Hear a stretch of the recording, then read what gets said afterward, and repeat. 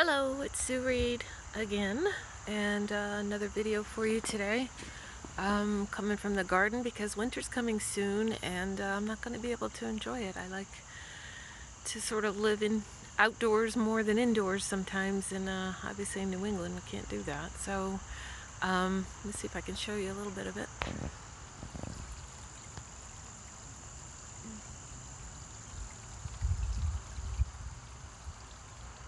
So I hope that worked. I don't know. This is all strange and new to me still, trying to make these videos, and I'm not that good at it yet. I'm sure I'll learn as I go, and even, preparing myself better, I guess, will happen too. But for right now, it's one of those things where if I don't do it, it will negatively impact me. So today, what to talk about? There's so many things that I grew up with, and I look around at society and I see all these things that were created out of a fear or out of an abusive background that we've adopted as a society. For instance, the way women are supposed to look, the way men are sort of encouraged to see porn at early ages, whereas women weren't.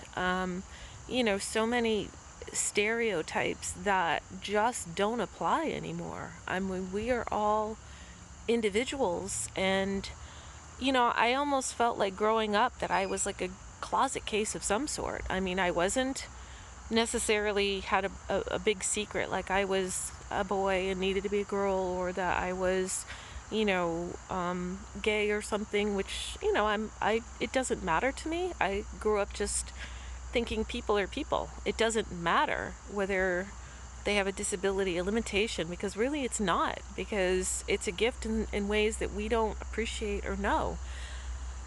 And so I grew up, as painful and as hard as my life has been, something inside of me always just looked at people as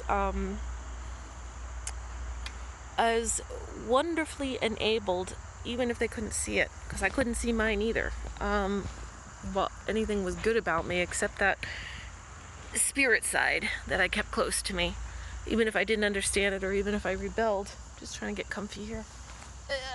Okay, so like I said, oh, this is nice and comfy.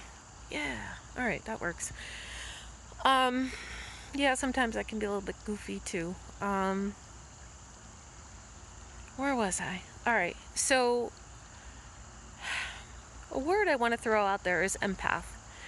Some of the pieces I've put together from my own life were that, okay, so I was dysfunctional, I had abuse, my brain was rewired, I had no sense of identity, I was codependent. I actually had hormone imbalances, a progesterone level that I didn't know for many years was causing depression and just all kinds of terrible things with PMS and all that stuff. And I know I'm going all over the place here, but there's a reason. It's all going to tie together the more videos I make. But I knew there was something different about me. I knew, and I was afraid of it. The word empath comes to mind because in my mind, the word empath is, somebody that connects with spirit, somebody who sort of thinks outside the box. And those of us with these differences, like ADD or bipolar, or a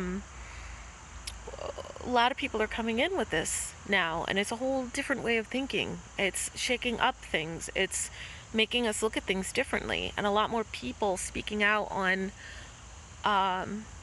their rights. They're making us accept them, and it's very important, because everybody does want to be accepted. And as a little girl, I just was like, to me, everybody was special and wonderful. And it wasn't until I grew up that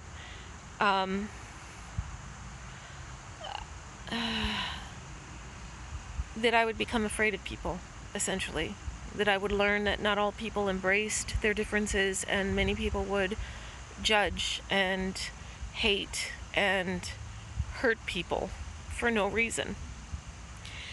And I had to learn what an empath was, in a sense, because an empath will try to understand the other person, either from a spiritual level or just from, um, I would say, a spiritual level, even if you don't know it.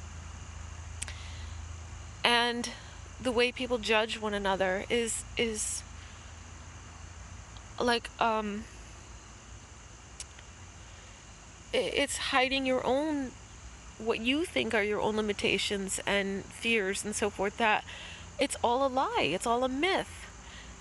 The bullies that bully other people is because there's something so broken inside that doesn't need to be broken anymore. But until you realize it doesn't have to be broken and it's just part of your experience, part of learning and growing, then, it stays a poison. And I always felt like an oddity, like a weirdo, and I resonated with people. The more different, the more I gravitated to them, because then I felt like, oh, I'll melt in, I'll be invisible with this crowd.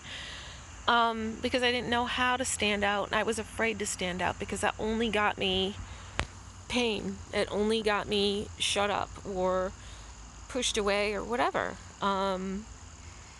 If I got too impassioned about how I speak, then that would push people away as well, because my emotion, my intensity would scare people.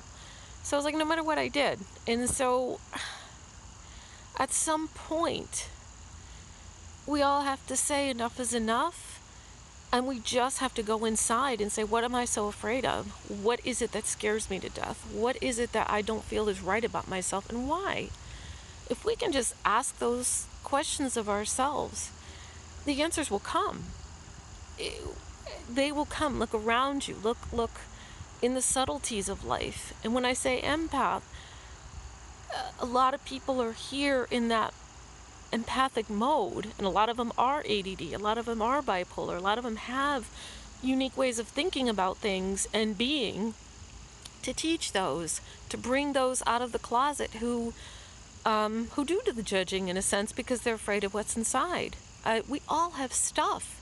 We're here on earth to learn. This is why we're here. If that's the only thing I grew up knowing, it was that. How I put my life together, I didn't know.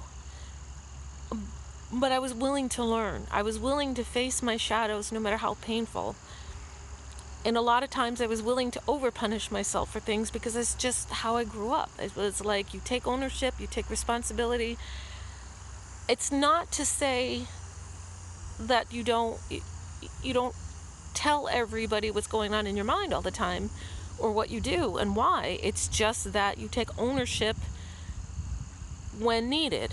And if I say nothing else, the empaths out there struggling because they don't fit in, they know more, they feel more, and they don't know why. And they are the blessings that will help those who never understood their life's frailties. So if everyone could just be easy on themselves and know that there's a purpose for you being here, for you struggling, for you, and just leave each other alone. Just embrace one another, whether you're different on the outside or feel different on the inside. I always felt like a freak, like I didn't fit in, like if I didn't look a certain way or something, and I never did. So that's all I can say for today, is just, if we can just try to love more, to put down our armor, to just put down our weapons and look inside. We're all aching. We've all had some pain that has kept us hidden, that has kept us numb, that has driven us to suicide, that has driven us to want to do suicide. And can we just look around and say, somebody else has got to know what I feel? I do. I get it. So I wish you lots of love, and go inside, spend time with yourself, and listen, really listen, and forgive yourself. And when you do that, you forgive others around you, because you're no longer judging yourself as harshly. But everybody's going through something. They just don't always tell you that. All right. Over and out. I send you lots of love. Bye for now.